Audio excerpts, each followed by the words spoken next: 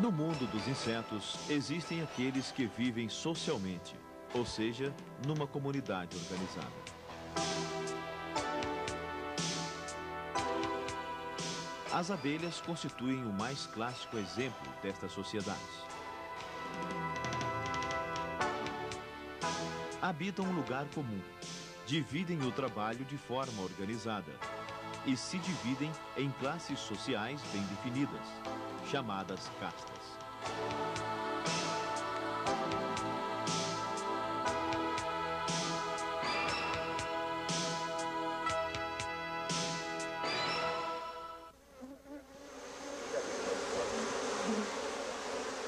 Numa colônia de apis mellifera, podemos encontrar entre 60 mil e 80 mil abelhas operárias, uma rainha e até 400 zangões. A rainha e as operárias são indivíduos do sexo feminino. Os zangões são do sexo masculino. A rainha vive, em média, 3 anos. Sua função é pôr ovos, que, fecundados ou não, eclodem em larvas e vão dar origem a novas abelhas e zangões em número suficiente para manter a população da colmeia. A rainha emite feromônios característicos, o que lhe permite se comunicar com as operárias e manter a unidade da colmeia, mesmo sem contato visual. Constantemente, as operárias que fazem o trabalho interno na colmeia lambem o corpo da rainha, engolindo uma substância secretada em sua pele, chamada substância da rainha. No contato com outras operárias, principalmente na transferência de néctar com as campeiras, a substância acaba sendo distribuída por toda a população. Com isso, toda a colônia mantém-se segura com a presença de uma rainha fértil e sadia. O único privilégio cabe às operárias. Quem determina o nascimento de uma nova rainha são elas próprias, quando a atual rainha começa a dar sinais de cansaço, diminuindo as posturas. Acredita-se que a rainha desta fase não consiga manter o mesmo nível de comunicação via feromônios e, principalmente, produzindo menos substância da rainha. As abelhas, então, são induzidas a criar novas rainhas. Aleatoriamente, um ovo fecundado é criado em uma célula especial, normalmente situada nas extremidades de um favo de cria.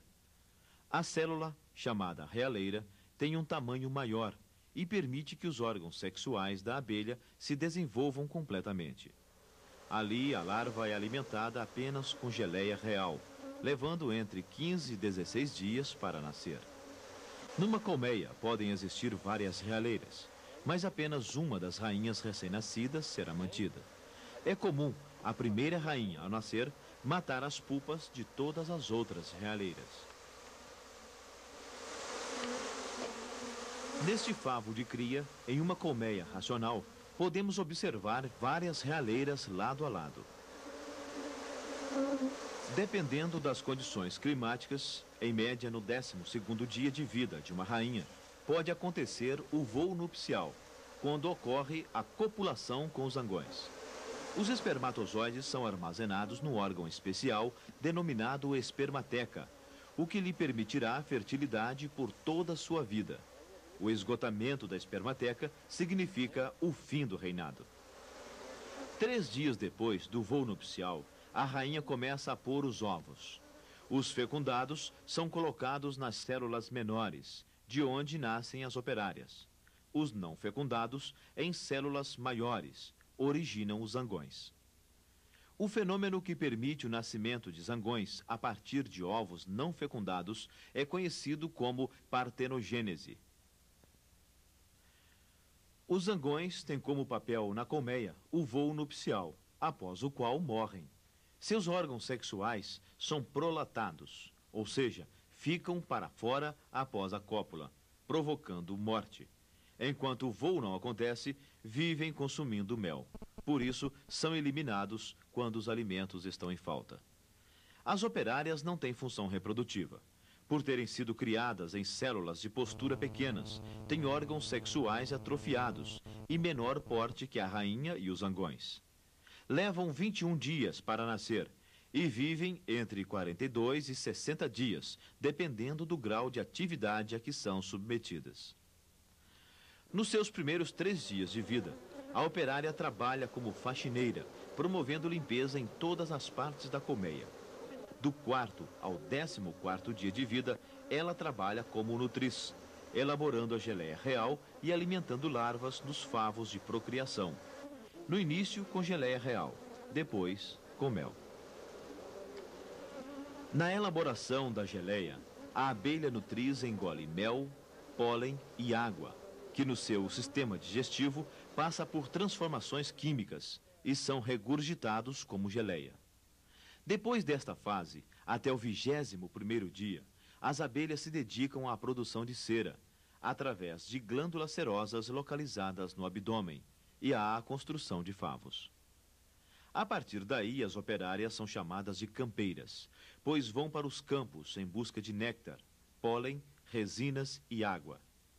O néctar passa por transformações químicas e físicas no sistema digestivo da abelha, sendo então depositados nos favos, já sob forma de mel, onde, ainda muito líquido, sofre desidratação, até chegar ao ponto ideal de concentração de açúcar, quando o alvéolo é fechado com cera.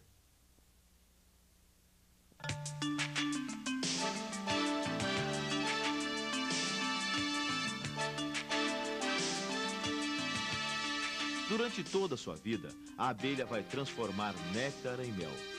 A campeira, durante o voo de volta à colmeia, já começa a transformação. No interior da colônia, as operárias recebem o néctar em início de transformação e dão continuidade ao trabalho.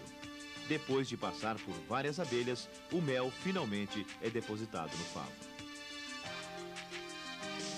O mel é o principal alimento das abelhas, e o mel retirado pelo homem é a reserva da colmeia.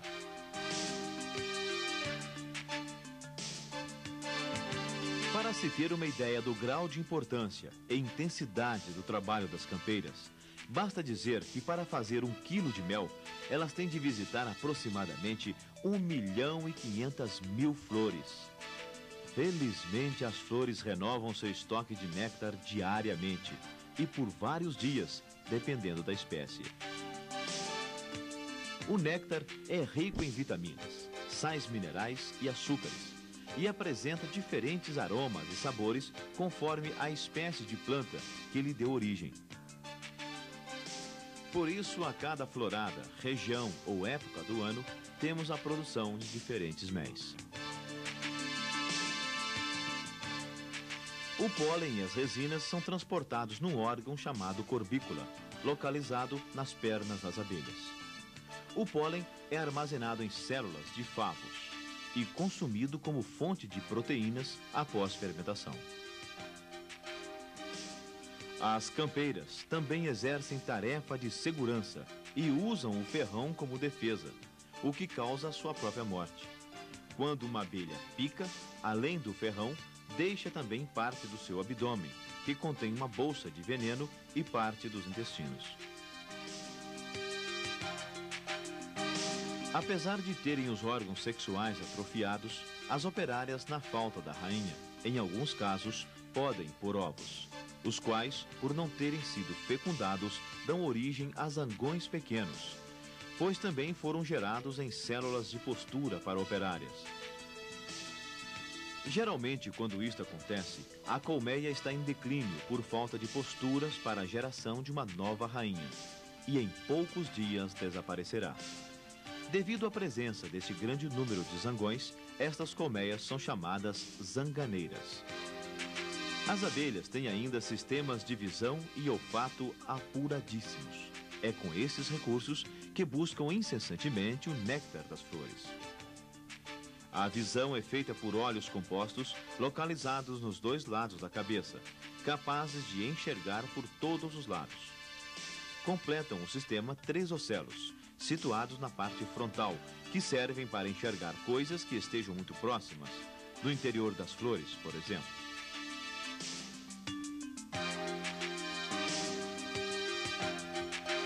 O cheiro é sentido por cavidades olfativas, situadas nas antenas e que existem aos milhares.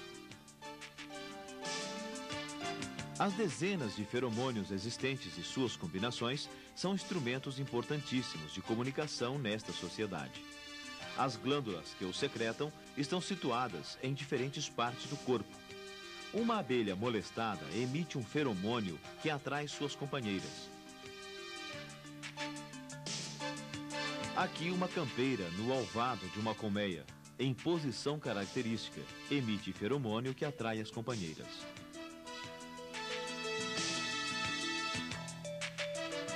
Esses incríveis insetos indicam às suas companheiras de colmeia a distância e a direção do local onde se encontra uma determinada fonte de alimento, através de movimentos circulares, chamados de danças em círculo e dança do requebrado, executados sobre os favos. Tendo como referência o movimento do sol e a linha vertical do favo, uma campeira indica a angulação e a distância aproximada da fonte de alimento às suas companheiras, com razoável exatidão.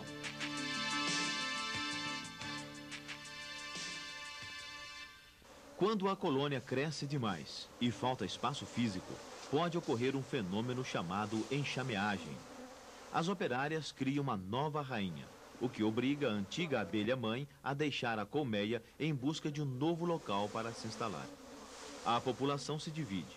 Parte acompanha a rainha do enxame. Parte fica para dar continuidade à colmeia já existente. É assim que as abelhas se propagam pelo mundo e perpetuam a espécie. As abelhas que partem enchem os papos com mel, o que constitui reserva de alimento por algum tempo. Estas abelhas dificilmente atacam, pois para elas é mais importante manter a provisão de mel do que atacar o inimigo durante a enxameagem. Antes da partida, abelhas batedoras procuram e encontram um novo abrigo. Só aí ocorre a enxameagem. Durante a viagem, enquanto não é encontrado o abrigo definitivo, o enxame pode fazer uma parada para descanso. O enxame fica preso a um ramo de árvore ou arbusto, na parede de um barranco ou num canto de telhado, formando um cacho. Ocupado o abrigo, as operárias dedicam-se à construção de favos feitos de cera. A calafetação da nova morada é feita de uma substância elaborada a partir de resinas, chamada própolis. A rainha inicia a postura imediatamente. A alimentação é feita à base das reservas trazidas da colmeia de origem e de mel que começa a ser fabricado a partir do néctar colhido nas redondezas, juntamente com pólen e água. Nesta fase, a colônia ainda é muito frágil, problema que só será superado a partir do nascimento em massa de novas operárias, que em poucos dias vão reforçar o exército de campeiras. Quanto maior o número de campeiras, maior a provisão de néctar, pólen, água e resinas, o que, por sua vez, permite à colmeia tornar-se muito forte, tanto em população como em reserva alimentícia. As abelhas também têm inimigos naturais. Animais de grande porte roubam mel, pássaros e aranhas devoram as campeiras e parasitas, como as traças, se alimentam de cera.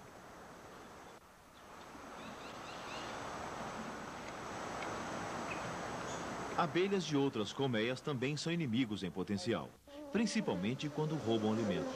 A pilhagem ocorre principalmente quando o mel, por alguma razão, fica exposto. A abelha ladra, quando pega, é expulsa sem resistência e muitas vezes é morta.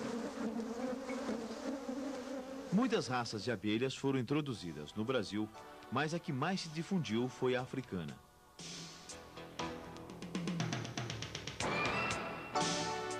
Tem menor porte que as abelhas europeias, possuem coloração amarelada, são boas produtoras de mel, muito defensivas e migram com facilidade. Graças a estas características, juntamente com sua resistência a condições ambientais desfavoráveis, esta raça se propagou por todo o país. Os zangões de suas colmeias acabaram cruzando com rainhas de outras raças, criando uma grande variedade de híbridos. Este processo de africanização é constante e incontrolável. Tanto que é muito difícil encontrar no Brasil linhagens puras de abelhas. sejam da raça africana, sejam europeias. Esses híbridos, no entanto, mostram-se muito mais adaptados às condições naturais do país. E por isso, são mais produtivos que seus antepassados puros. A questão da agressividade ou defensividade e sua relação com a apicultura no Brasil é um assunto polêmico.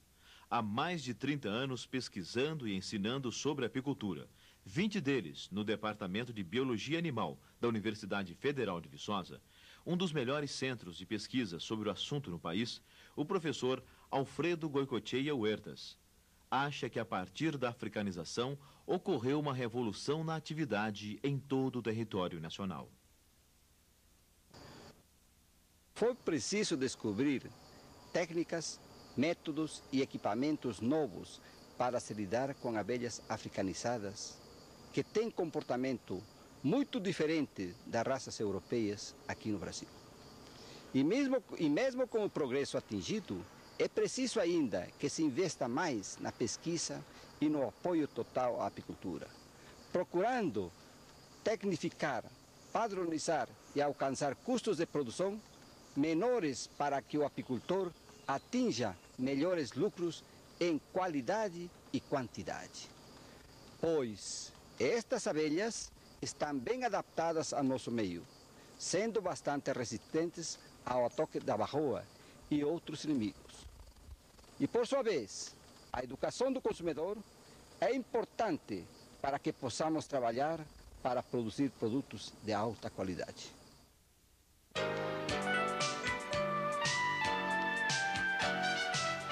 Independentemente das características genéticas que as abelhas possam apresentar, o processo de criação é igual para todas as raças. Ao longo do tempo, sempre com base nas características das colmeias naturais, os homens foram desenvolvendo sistemas de criação racional, que funcionam a partir de abrigos e de técnicas de manejo apropriadas. O abrigo foi planejado e vem sendo cada vez mais aperfeiçoado para permitir o manejo adequado, tanto na colheita do mel e de outros produtos, como no controle da população da colmeia. Esta é uma colmeia racional, uma caixa de madeira dividida em compartimentos. É chamada colmeia americana, ou Langstroth, em homenagem ao seu criador. É aceita em mais de 100 países no mundo como modelo oficial, inclusive no Brasil. A grande vantagem desse tipo de caixa é a possibilidade de se acrescentar melgueiras e sobreninhos, ou seja, novos compartimentos em módulos, onde são colocados os quadros com favos de cera, que ampliam a área para a colônia depositar mais mel e crias, sem congestionar os espaços internos. Isto torna menos frequentes as enxameações. Na sua construção, é fundamental seguir medidas exatas, para que as partes de uma possam se encaixar em outras. Essas medidas são consideradas universais e, portanto, mais usadas pelos apicultores modernos. Durante a colheita, por exemplo, as melgueiras e quadros se misturam. E se considerarmos que no mínimo algumas centenas de quadros podem estar juntos, dá para imaginar a confusão se eles não tiverem as mesmas medidas.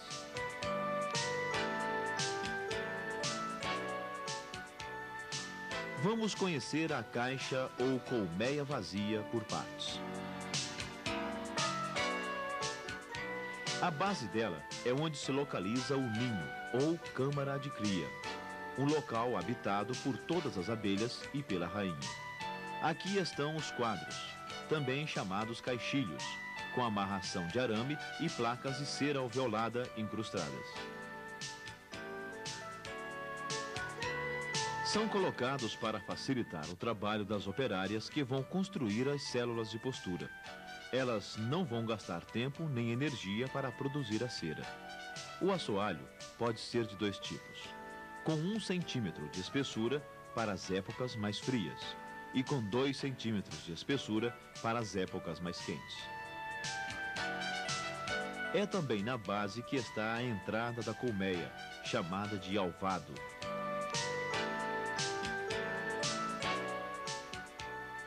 O alvado é amplo, o que permite a instalação de um regulador de tamanho de entrada, de fácil construção. De um lado, uma abertura maior para os meses mais quentes, do outro, menor para os mais frios. No transporte, a caixa é vedada com espuma ou fechada com uma armadilha contra fugas. O lado da entrada é afunilado. A abelha entra com facilidade. O outro lado, muito estreito, torna a saída praticamente impossível. Este equipamento permite fechar as colmeias no fim da tarde, permitindo a todas as abelhas voltar para a colmeia. Na hora do transporte, é só carregar as caixas. Entre o ninho e a melgueira, logo acima, existe uma tela excluidora, que não permite a passagem da rainha, que tem um abdômen mais desenvolvido. Com isso, somente as operárias ultrapassam os limites do ninho, garantindo que a rainha não vai desperdiçar posturas em favos que depois serão manuseados na extração do mel. As telas excluidoras podem ser de plástico ou metal.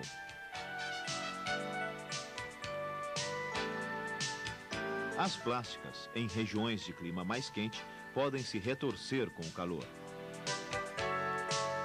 Acima da tela está a melgueira. Dentro dela estão os quadros ou alças, onde as abelhas depositarão o mel, após puxar os favos a partir da cera alveolada.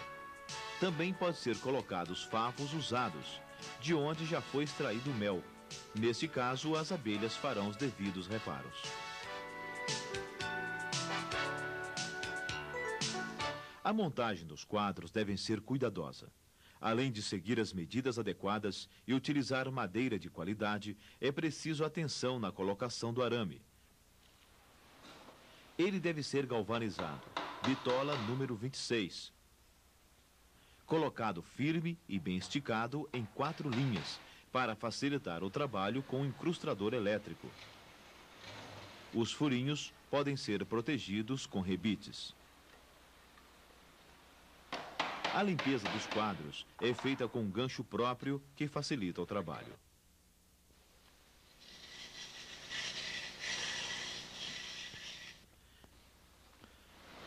A cera alveolada é colocada usando um incrustador, que pode ser manual, aquecido no fogo,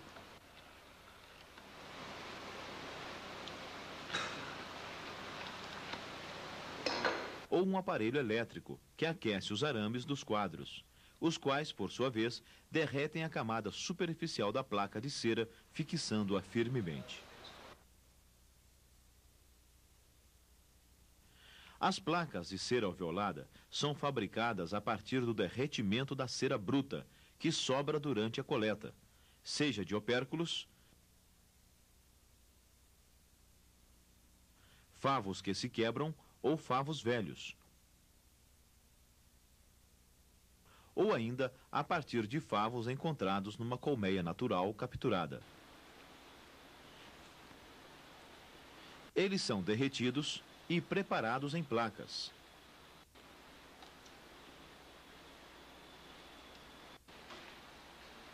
Que são prensadas em cilindros, resultando em novas placas de cera alveolada. As placas também podem ser compradas em lojas especializadas, vindas de empresas especializadas nesta atividade. Existem no mercado placas plásticas que substituem a cera, sendo muito mais duráveis e resistentes. As abelhas puxam os favos sem problema a partir destas placas.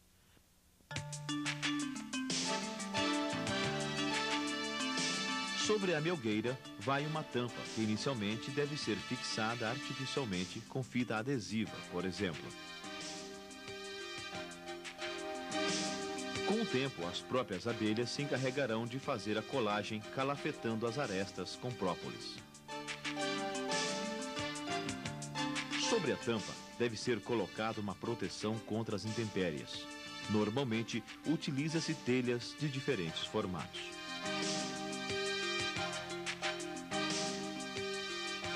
A madeira usada na fabricação das caixas pode ser de todo tipo, mas é importante levar em consideração alguns aspectos. Madeira de lei dura mais. principalmente se considerarmos que as colmeias racionais ficam expostas ao tempo. Por outro lado, algumas madeiras são mais leves, e é bom lembrar que o peso constitui grande dificuldade no transporte.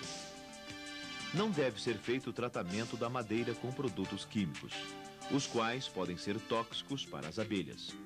A pintura é feita do lado de fora, com cores vivas, utilizando tinta plástica, o que vai garantir boa aparência e conservação. Na montagem são usados pregos 17 por 21 para as caixas e 12 por 12 para os quadros. Com relação à vida útil de uma caixa em pleno uso, é comum se ter 5 anos como um bom período. Tudo vai depender da qualidade da caixa. Mesmo as piores costumam durar até 3 anos. É um dos insumos de maior custo em um empreendimento apícola. Aqui vemos um depósito de caixas velhas de um apiário de porte médio. Tendo 1000 colmeias, o proprietário é obrigado a substituir em média 250 caixas por ano, 21 por mês. Se a caixa for de baixa qualidade e durar 2 anos, este número pode ser dobrado.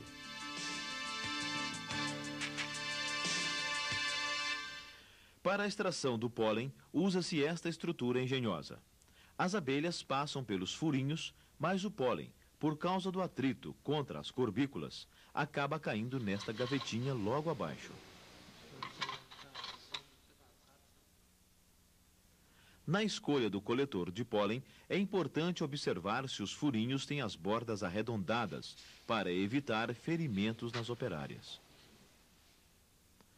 O transporte das melgueiras é feito também em bandejas metálicas, dimensionadas para um perfeito encaixe. Elas são importantes porque não permitem o contato da melgueira com o solo e evitam perdas de mel e cera e contaminações. A bandeja portando as melgueiras empilhadas é colocada sobre uma padiola, um meio apropriado para transporte durante a colheita de mel, que pode ser usada em qualquer tipo de terreno. A padiola é feita de madeira e deve ser resistente. No manejo, seja em caso de colheita ou vistoria, usa-se o formão ou espátula, que serve para abrir a tampa das caixas, soltar os quadros das melgueiras e ninhos, sempre presos por cera ou própolis.